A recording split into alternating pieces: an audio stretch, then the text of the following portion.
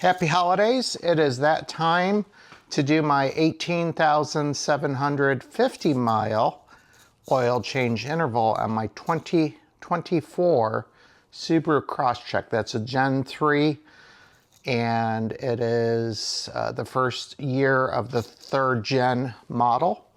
And I did a prior video. I'm going to do another one. Thank you so much. So the first thing is I use ramps to safely raise my vehicle a little bit higher. I use a oil canister that is several inches taller than the ground clearance of the car. So next thing you do once you get those in place is drive it up. Once you're at the top of the ramp, make sure you put it in park and set that emergency brake as well. And you can get out of your car. Please note, the emergency park brake is lit and it is engaged. Pop the hood as you're getting out of the vehicle, and then the next thing you do want to do is chalk the back tire.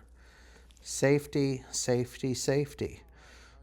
After you open your hood, you'll see the oil cap. You want to take that off, and I also lift the dipstick as well. As oil is draining out, you want air to replace the void in the oil system, and this allows the oil to come out much quicker and smoother. So there's my catch canister. I've got two of those actually, so I don't have to always recycle immediately after an oil change. And you'll notice I use a Fumoto Drain Plug, which I have the necessary adapter for, and a short hose that you'll see that goes into the canister of oil. So all I have to do is remove the little safety clip that they give you, and then that's the safety clip, and then just pop that on the nipple. And I'm just going to get under there and move the little lever that's spring loaded, and you'll see the oil will just start coming out. When we're done, we remove the nipple after closing it. We'll put the safety back on.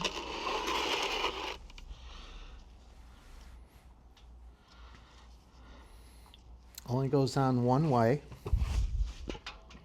It's a great investment if you're going to do your own oil changes. They're usually vehicle specific, so as long as you got a lot of life ahead in your vehicle and a lot of oil changes to do, it's worth the 30 bucks. It really makes things clean.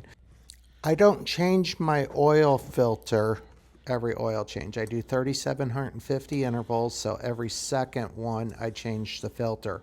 So I'm not changing the filter on this one because I did it at 15,000. So we're going to screw on my funnel that's threaded for Subaru, and then we're using 016 this winter. I normally run 0W20 during the summer, but in the winter I will try to use the a little bit better stuff since it is cold. And we go ahead and pour that in. I pour in usually about 4 quarts, looking at the level on the side, and then once I get at least about 4 quarts in, I will go ahead and check the dipstick while it's still on the ramp. As long as I'm reading on the dipstick, I'm content to go ahead and button things up, run the vehicle, drive around the block, park it, let it sit for at least 10-20 minutes, and then check it again on level ground, and then using the dots and all that, I can determine how much more I need to do to top it off perfectly.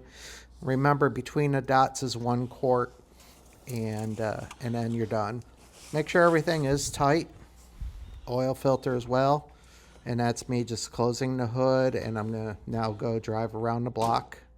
Make sure everything's clear from under the vehicle. Now, this is one thing I encourage everybody to do. Any receipts I get, I scan them and then I print them out. I write the mileage of the service and the date that I did it. I 3-hole punch it. As you notice, I've got a binder that I took a picture of my car when it was new. I've got business cards in the front. I've got everything separated by year of service. In here, I have more than just service records. If I bought accessories for the vehicle, all that stuff, I keep them in date order. Now, don't forget to go into your maintenance. I just strictly put in $3,750. For you, I recommend $5,000, no more, and then you'll get your next reminder.